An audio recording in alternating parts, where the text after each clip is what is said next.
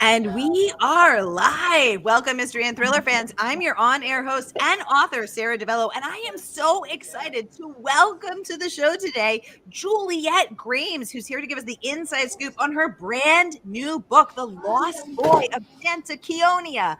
Juliet, welcome to Mystery and Thriller Mavens. Tell us about this book.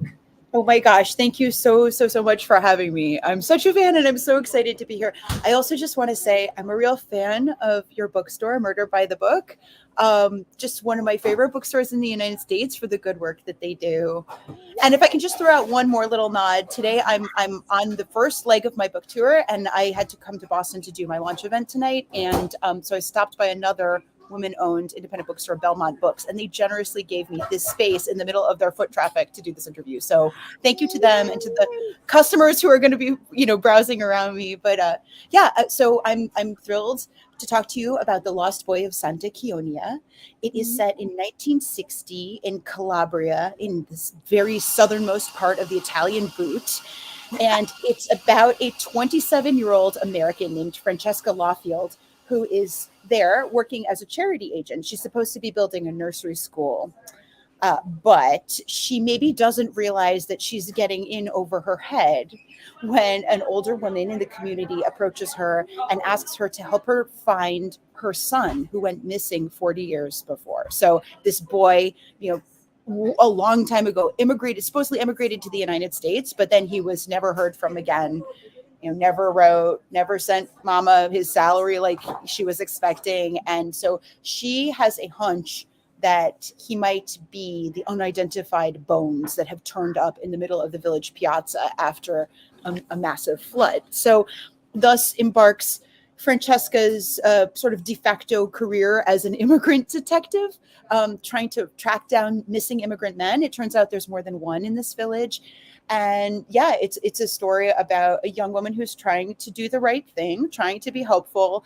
It's about Italy in 1960. It's about immigrant stories and what happens to the men from our family trees who we never heard from again.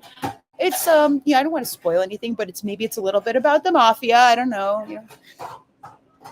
Well, we have a lot to talk about, Juliet. I am so excited, and I can't wait to get into every delicious detail because young, helpful woman turning amateur detective, an Italian setting. These are all of my favorite things. So Detective DiVello is reporting for duty, and I can't wait to chat all about it. But first, I just want to welcome everyone because we are broadcasting to 6 different destinations across Facebook and YouTube. So, hey, mystery and thriller loving friends, no matter where you're watching from, you're in the right place. This is the right time. It is Mystery Monday, and because Mondays can be murder, we're going to make it a little less painful and get your week off to a killer start. So if you've been here before, you know how it goes. And if you're new, welcome, friends. Ciao and welcome.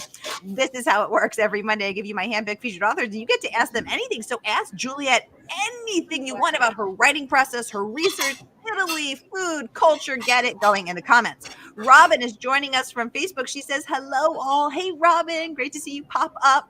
Renee is also joining us from Facebook. She says, hi, Sara and Juliet from stormy Southeast Florida. Ooh, I hope it settles down there. And Renee has a question. She wants to know, Juliet, what inspired this fascinating story? My goodness. Well, there are a couple points of inspiration, but the really big one for me, the centerpiece, was I wrote a novel, my debut novel that came out 5 years ago, which is called The 7 or 8 Deaths of Stella Fortuna.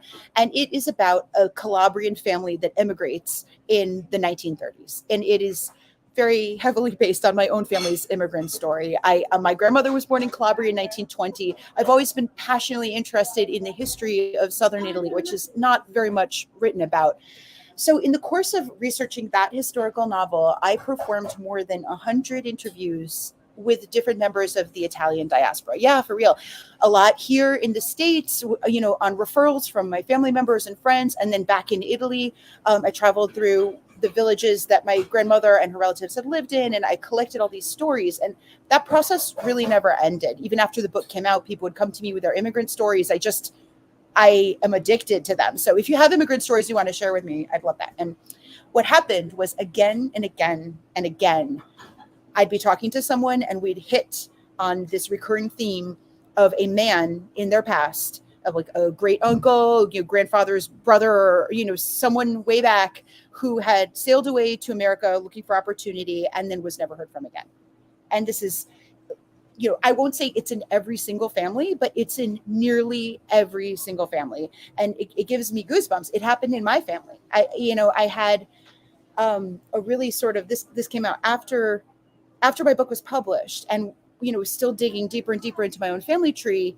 And I learned through a second cousin who's a really accomplished amateur genealogist that this great great uncle of mine, my grandfather's uncle, whom he was named after, who had gone to be a coal miner in West Virginia and had died in a mine accident, and therefore, my grandfather was named after him, bore his name. I learned that man did not die in an incident in the coal mine. He was in fact murdered by he was murdered by his best friend, and what is definitely, like, if you unpack all these newspaper stories from the time, definitely had something to do with the Black Hand, which was this sort of what the mafia was called at that time.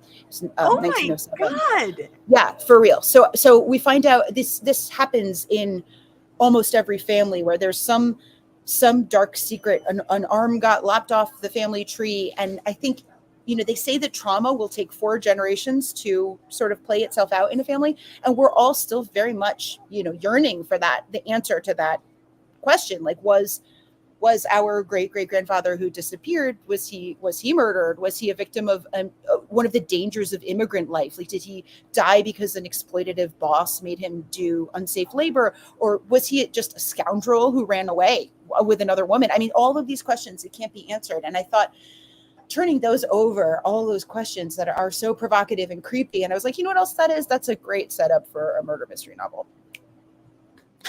Wow. Oh my God. Yes. Renee, echoing what we're all thinking.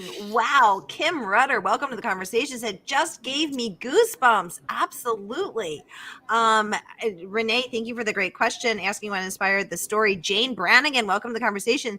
Also asking, where did the idea from this book come? Because I think we're all just so fascinated. And now knowing that this was inspired from your very own family tree, where your grandfather, murdered by his best friend. Wow. Oh my God. My brain is exploding. Well, it's just that, the vast majority of us are the products of immigrants who came here, and our immigrant antecedents, they went through everything. They went through the ringer to do this. They were sailing off to a place they didn't know. They may not have spoken the language. The risks that they took to be here did not always pay off. And there's this is where the title comes from, The Lost Boy. I developed this sort of idea that there's sort of a lost generation that occurs in the first 2 decades, especially of the 20th century. So many men went missing. And that, we don't get to be their great grandchildren. They don't get to have them. And what would those stories have been? And the trauma they left behind, the mothers and wives who never saw them again. It's not a phenomenon. It's an occurrence. It's a very common occurrence. And I also, I really wanted to write about Southern Italy again. I wanted to write about Calabria. It's a beautiful place. It's so misunderstood. People think, when they think of Calabria, they probably don't think of it at all. Or maybe they think, like spicy pepper, or maybe they think of white sand beaches, or if they're true crime aficionados, they might think of, the 'Ndrangheta. There's a really bad mafia there. It's like one of the worst mafias in all of the world. The 'Ndrangheta. Yeah, that's Calabrese. But that is such complicated and fascinating history, so many layers. So this book really, I went to town on that. I let my history freak flag fly. I wanted to get that all in there. Oh my God. Well, fellow history freak flag flying fan over here, because I love history. I minored in European history because I love this stuff.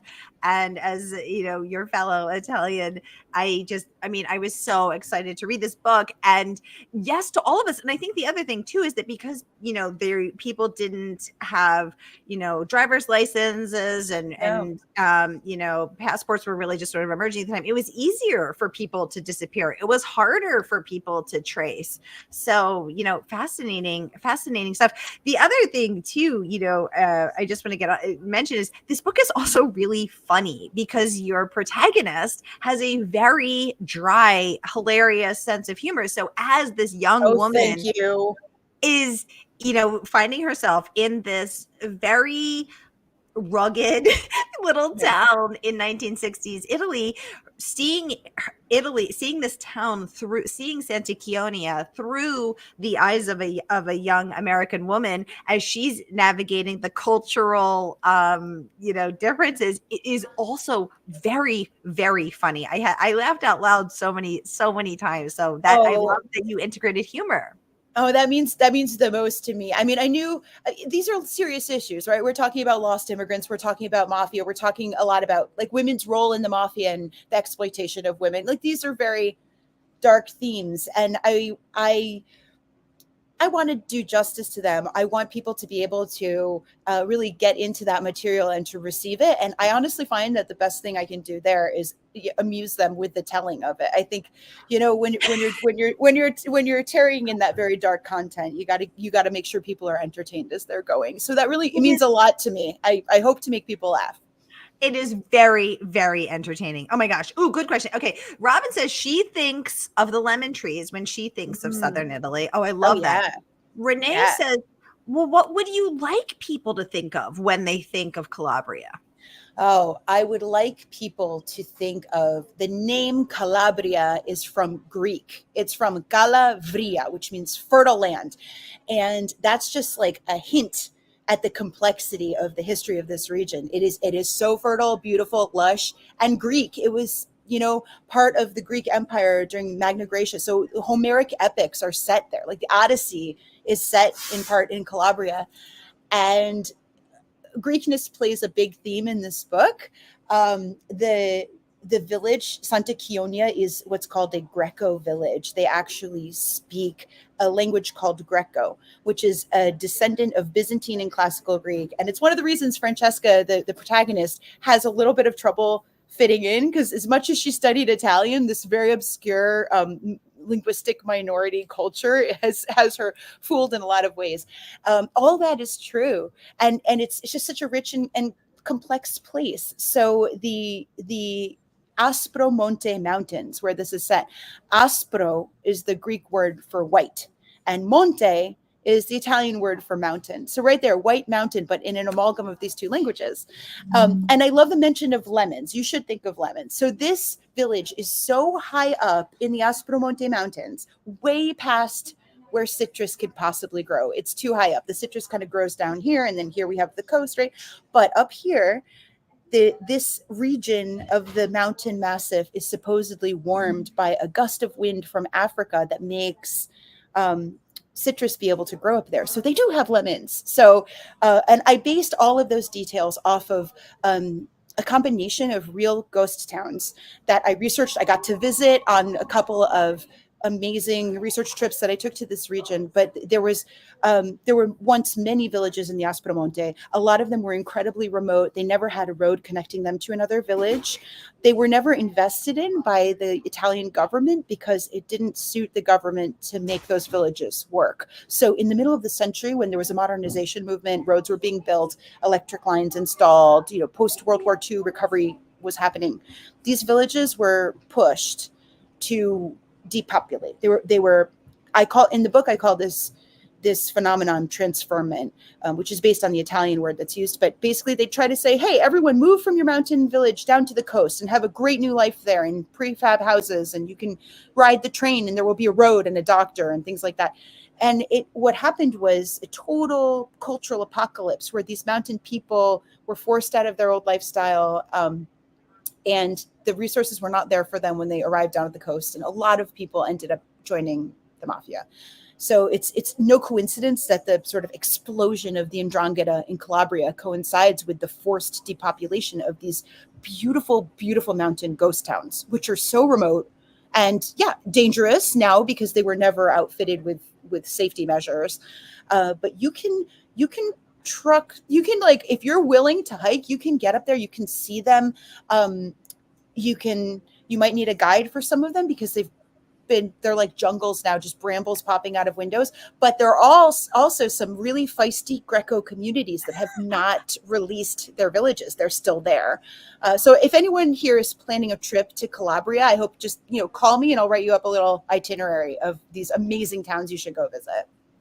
And until then, we can travel through the pages of The Lost Boy of Santa Chionia, available now from our favorite woman-owned independent bookstore. That is, of course, Murder by the Book. So whether you're watching with us on Facebook or YouTube, here is that link that you can click and order The Lost Boy of Santa Chionia and immerse yourself in the world of lemon trees and Italian food and very quirky, big characters like Chica Casilli, and of course, our fearless and funny American protagonist who has to become an amateur detective when a femur bone is found by a village boy, and the Carabinieri are 3 hours away, and it turns out not the best people to solve the murder. So here is that link. Ooh, okay. Robin wants to know, is this going to become a series? Great question. Well, I'm sorry. Kim wants to know, will this become a series? Well, Kim, I think you should read this book and then decide if the end really, leaves room for further storytelling. I'm just kidding. I have no answer to that. I have no answer to that right now. I will say I am working on another mystery set in Italy. It may or may not link to this one, but I don't want to spoil anything. So Ooh, okay. Well, here again is that link to order the book, so that you can make that decision for yourselves and have a rollicking good time while you are doing it. This book is getting so much praise. Let's take a peek at what the Boston Globe had to say. I'm going to pop it up so we can all read it together. They talk about about how compelling and well crafted this book is, raving that the well crafted mystery in a golden age style is reminiscent of classics by Agatha Christie and Dorothy Sayers. I love that praise. And they go on to say the literary heart of this brilliant novel, its probing meditations on class, power, and the inevitability of crime, is rendered with the same nuance and intensity as Elena Ferrante's Neapolitan quartet. Congratulations on that rave review from the Boston Globe. Kim saying, way to leave us hanging and wanting more. Juliet Graves. I love that. Jane wants to know, how many people still live in these remote mountain villages? My goodness. Okay, well, it varies. Some of them have a healthy population of 2,000 people. For example, one of the most there's if you travel in Italy has this great tourist initiative, the most beautiful villages in Italy ranking, and one of them that made this ranking is called Bova, Bova, and Bova is also the capital of Area Grecanica, or the Greco area. It's a gorgeous village way up on the mountainside, very precipitate, just very striking. You should definitely go there. Full of culture, full of Greek language, and 2,000 people. But then there's some where people are just hanging on. Everyone else has left, and they've gone down to modern lifestyle by the cities, so their young people can have jobs, go to university and whatever. And it's sort of some old timers. You might have an entire village that has 15 people in it, and they are feistily not letting go. And some of those places are just amazing. I interviewed a lot of people for this, and talking to people about who chose to go and who chose to stay. And just, the idea of like, well, my children will have a better opportunity if I give up on my heritage and culture, and making that call. And I think, there's a lot of pressure there for the better life, but then there are also a lot of children, the next generation, who feel like I need to, forget going to the big city and doing the thing that was intended for me. I need to go back and rediscover who my parents were. It's a painful conversation, whichever way you take it, right? So wow. Yeah. Jane, great question. And Juliet, thank you for your deep research that allows us to have that answer. Kim saying, yes, this sounds so fascinating. It really does. It is so fascinating. You guys, there is too much praise for this incredible book to talk about it all, but we have Ian Rankin chiming in saying, I enjoyed this immersive novel of family secrets in an isolated community in Italy. Shades of Ferrante. Can't get higher praise than that. As well as the Library Journal saying, and this is an elaborate puzzle of mystery, crime, and romance that will resonate with readers. I can testify to that. The praise just goes on and on. So I'm putting it all in the comments so you can read it at your pleasure. Renee, so did your family originally live in Greece before they moved to Calabria, Juliet? Oh, so great question. So no, Calabria was Greek sort of from the beginning of having a population live there. So we're going back to 8 or 900 BC. People from Greece, the city-states from Greece, were expanding across the Mediterranean. And this is sort of what the Iliad and the Odyssey are about, those population movements. And they sent usually one village would set up a sort of envoy, a whole group of people, and they would go, they'd sail west, and then they'd set up a colony in what we would now call Sicily or North Africa or Calabria. And they would often name that community after the one they had come from. So, for example, Pythagoras, the very famous mathematician, he was from a place called Samos. Now, he became really famous in Calabria. He lived and died there in the city of Croton, which was at that time, 500 BC, was one of the biggest cities in Europe. Now in Calabria is now, now it's like one of those 2,000 person villages. But so Pythagoras was from Samos. What we don't know is, was he from Samos, the island we now think of as Samos near Turkey?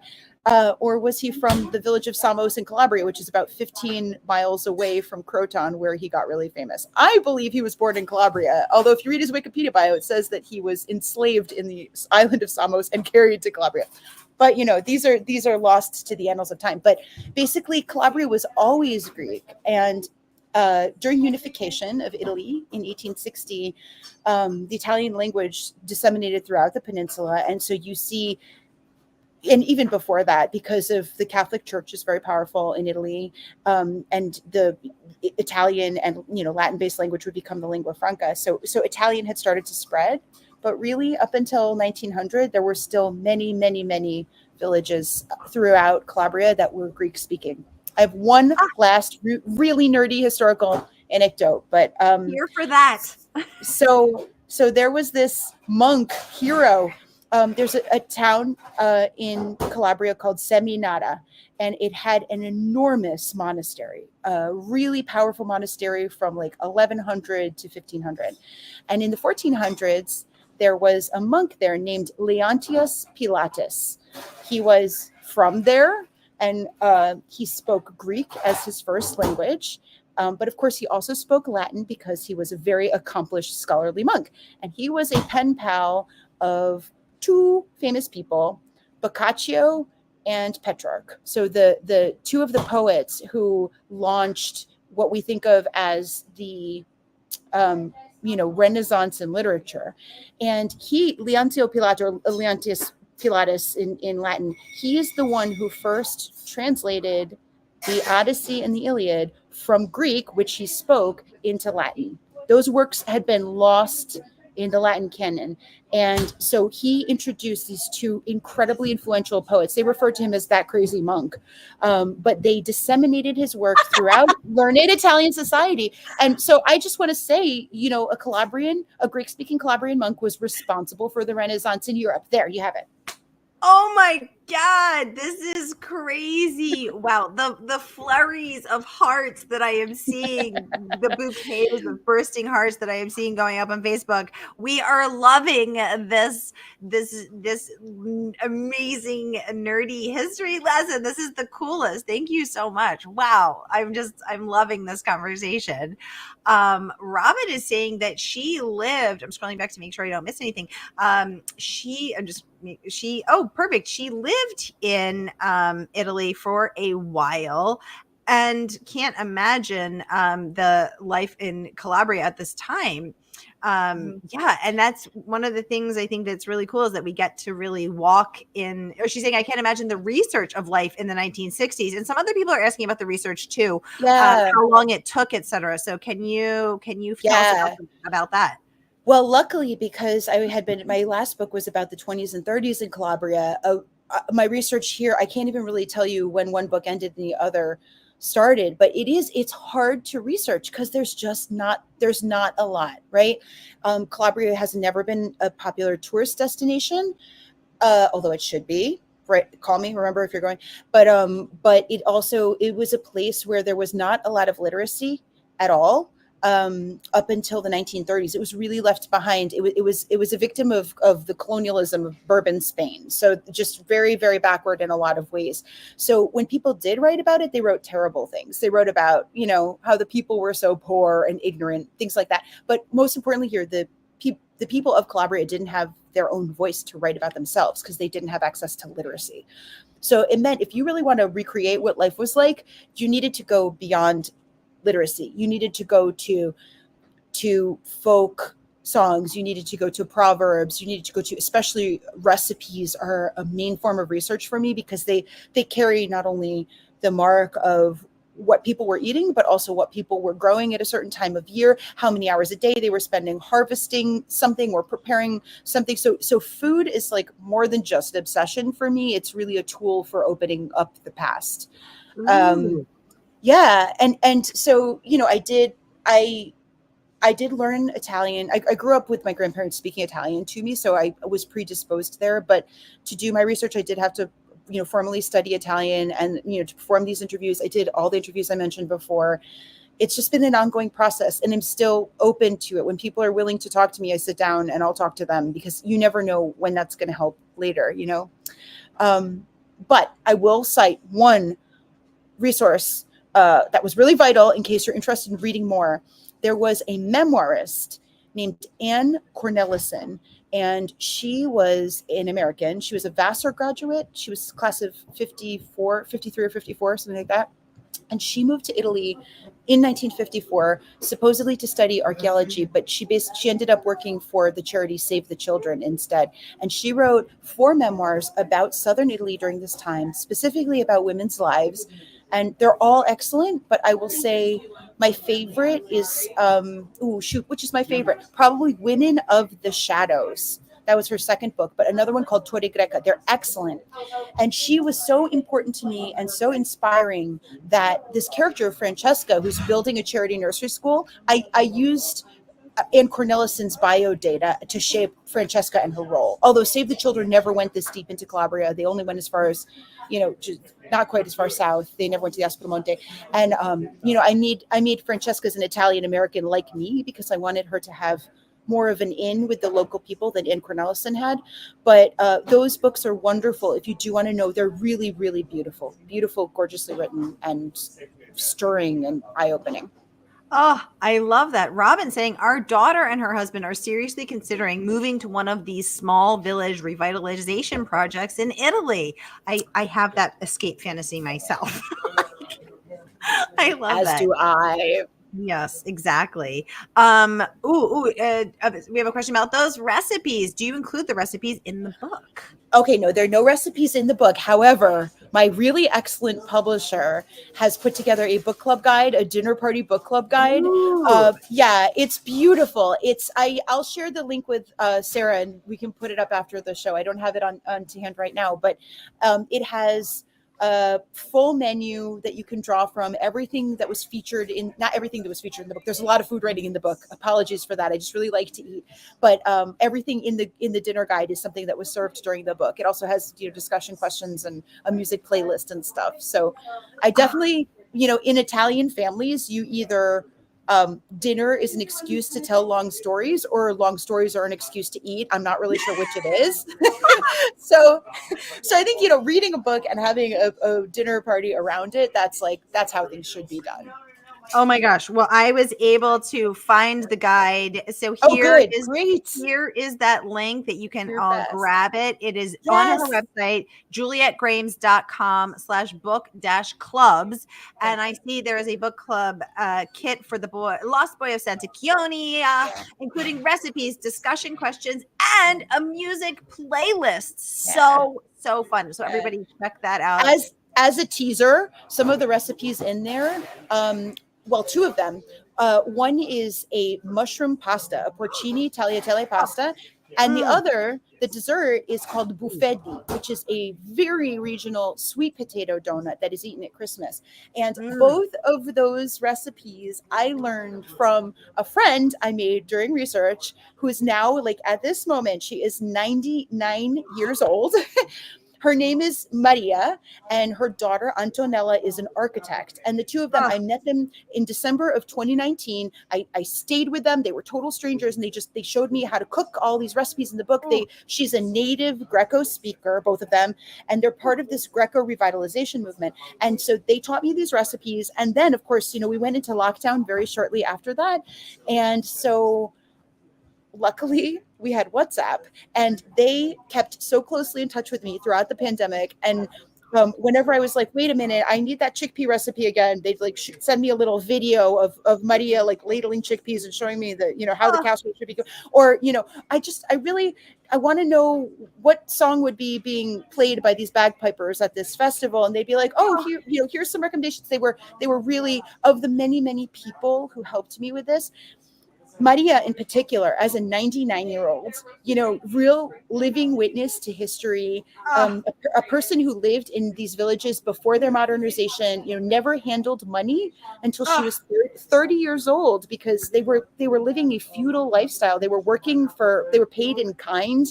I mean, this is, it's incredible stories. And yeah, I was so grateful to both of them that I asked if I could use their names. So you'll see that really important characters in the book have their names.